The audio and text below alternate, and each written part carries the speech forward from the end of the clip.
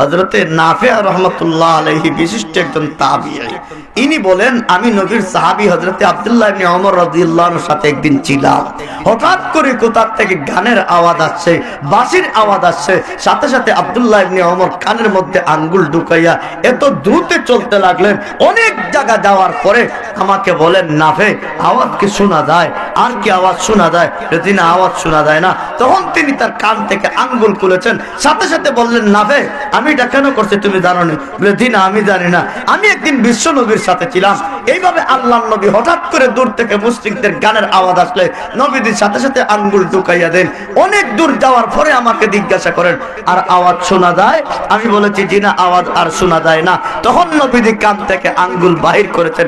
একটা বিষয় হলো এখান থেকে আমাদের ক্লিয়ার হওয়ার দরকার, অনিচ্ছায় অনেক সময় বর্তমান সমাজ ব্যবস্থা যেহেতু ইসলামী রাষ্ট্র না, মুসলমান হওয়ার পরেও আজকে মুসলমানের হাতে হাতে গান বাজনা চলে, আপনি চাইলেও বাঁচতে পারবেন না।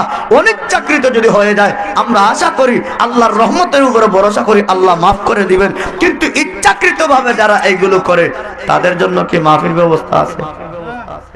যারা হাওরে জঙ্গলে পাহাড়ে পর্বতে গান বাজনার আয়োজন করে টাকা খরচ করিয়া, যে মাঠের মধ্যে এখানে বসলে মশা নাই, নিচে বসার ব্যবস্থা আছে, উপরে তেলফাল দেওয়া আছে, চতুর্দিকে ডেরা টানানো আছে, কত শান্তির পরিবেশ। অনেক এখানে বসতে চায় না, পাহাড়ের মধ্যে যাইয়া চতুর্দিকে বেড়া নাই, উপরে সামিয়ানা নাই, এমন স্টিত নাই, মশায়ও কামড় দেয়, আরো ঠান্ডা বাতাসও লাগে। এরপরেও মুসলমান নামদারি কিছু লোক এগুলোর আয়োজনও করে, এখানের মধ্যে উপস্থিতিও থাকে। তারা কাল কিয়ামতের দিন আল্লাহর দরবারে যাইয়া কেমনে মুখ দেখাবে? আল্লাহর নবী বলেন এইভাবে জমিনের ভিতরে যখন আল্লাহর নাফরমানি ব্যাপক হইয়া যায় তখন আল্লাহ মাটি ধসাইয়া দেয়।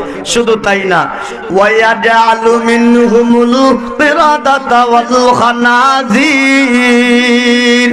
আল্লাহর নবী বলেন আমার উম্মত এমন মানুষদেরকে আল্লাহ বানর এবং শুয়োর বানাইয়া দিবা। প্রশ্ন হয় হুজুর আজ পর্যন্ত বানর আর শুয়োর হইতে তো দেখলাম না। এই হাদিসের ব্যাখ্যার মধ্যে উলামায়ে কেরাম লেখেন শুধু আকারে আকৃতিতে সূরতে বানর শুয়োর হবে এমন না, অনেকের চিন্তা, অনেকের মেধা, অনেকের কার্যক্রম কুত্তা শুয়োরের চাইতে আরো খারাপ হয়ে যাবে। বর্তমানে আছে অনেকের আছে এমন চিন্তা ভাবনা। আপনারা দেখবেন অনেকে মনে করে হুজুরদের মনে কোনো ইন্টারেস্ট আছে গান বাজনা দিয়ে। আসলে হুজুর হয়তো কোনো ইন্টারেস্ট আসেনি। আমাদের সম্পদ মনে হয় একটু কমে যাবে গান গাইলে, আমাদের ব্যবসা নষ্ট হয়ে যাবে, আমাদের বাসা বাড়ি নষ্ট হয়ে যাবে, না আমাদের নামাজ রোজা নষ্ট হয়ে যাবে, আমাদের তো কঠিন। কিন্তু জনগণ মাদ্রাসা বানায়, জনগণ মসজিদ বানায়, এই জনগণই আলিমদের শ্রদ্ধা করে, মহব্বত করে, সবগুলো করে।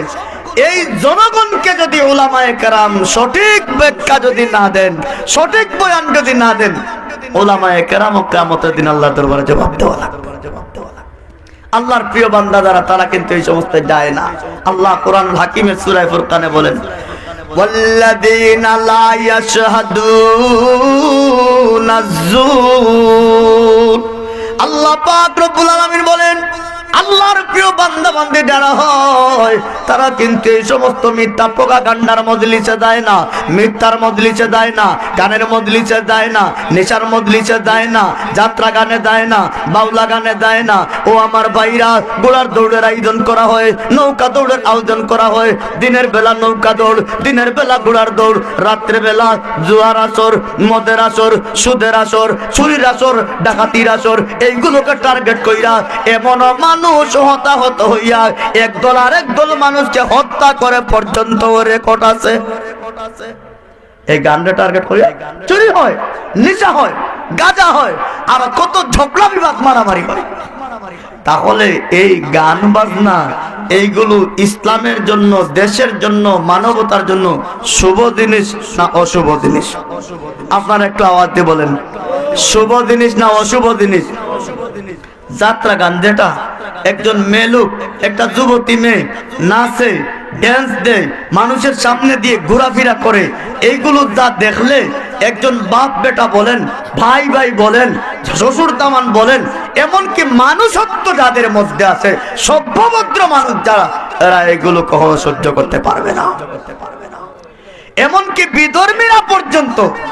আমি তো আমার বাস্তব ঘটনা আপনাদের শোনাই, কেমন লাগবে জানি না। আমি যে এলাকায় বর্তমানে আমার বাসা আছে, এই এলাকায় মেজরিটি 90% হিন্দু বাস করে। হিন্দু 90 জন। আমার মসজিদে মাত্র 17টা ফ্যামিলি আছে মুসলমান, 52 জন মুসল্লি আছে। মনে করেন এই পাড়া কিন্তু টাউনের ভিতরে 8 নম্বর ওয়ার্ড কোরের পাড়া এলাকা। এত হিন্দু এই এলাকায় বাস করে, নিয়ম ছিল তো তারা এগুলো বেশি আয়োজন করে।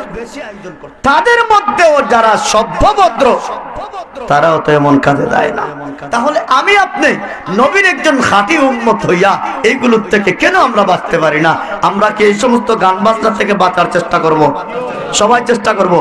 আমি ছোট্ট আরেকটা পরামর্শ আপনাদের দেই, প্রতিটা এলাকায় প্রতিটা পাড়া মহল্লায় একটা ইউনিটি থাকার দরকার। আমরা যেহেতু মুসলমান, আমাদের জমিন আল্লাহর, আসমান আল্লাহর, হাওয়া বাতাস আল্লাহর, আমরাও আল্লাহর, সমস্ত নাজনী আমত আল্লাহর। এই জমিনে দুর্নীতি করবে, দুর্নীতি দমন করতে হলে 1 কোটি মানুষ লাগে না। এই লোকগুলো যদি এক জায়গায় জমা হইয়া শক্ত হাতে যদি এক তিলা হইয়া বলে আমার শেষ রক্ত বিন্দু পর্যন্ত এই জমিনে দুর্নীতি করতে দিব না, আপনারা এই সাহসটা করতে পারবেন নি? কে কে পারবেন? হাতটা আমারে দেখান তো। দেখেন রে বা, আমার হুজুর বলছেন মেম্বার সাহেব এখানে আসেন। আল্লাহ মেম্বার সাহেবের হায়াতে বরকত দেন। আমরা দোয়া করি দেশ দশের খেদমতের তৌফিক দান করুক। ইসলাম এবং মানবতা, ইসলাম মানবতা। অনেক জনপ্রতিনিধিরা কিন্তু আমাদের মাঝে মাঝে ঠকাইলেন, ঠিক আছে না? হুজুর ধরে বলেন হুজুর আমি তো আপনাদের সাথে আছি, আর রাতের বেলা আবার হেদারে ডাক দেওয়া হয় 2টার পরে কাম লইলিও। আশা করি আমাদের মেম্বার সাহেবের দোয়া করছি তো আপনারা আমাদের মেম্বার সাহেবের সামনে পাইবেন ইনশাল্লাহ। সমাজের ভিতরে কোনো দুর্নীতিকে প্রশ্রয় দেওয়া যাবে না। আমার ছোট ভাইরা আজকে এখানে যে সুন্দর আয়োজন করেছেন, মসজিদের উদ্যোগকে সামনে রেখে আজকের এই মাহফিল হওয়াতে আপনারা এলাকাবাসী খুশি না বেজান? কি সবাই খুশি? একটা জোরে সুরে তাকবীর বলতে পারবানি? নারায়ে তাকবীর। কিছুটা আইছে নারায়ে তাকবীর।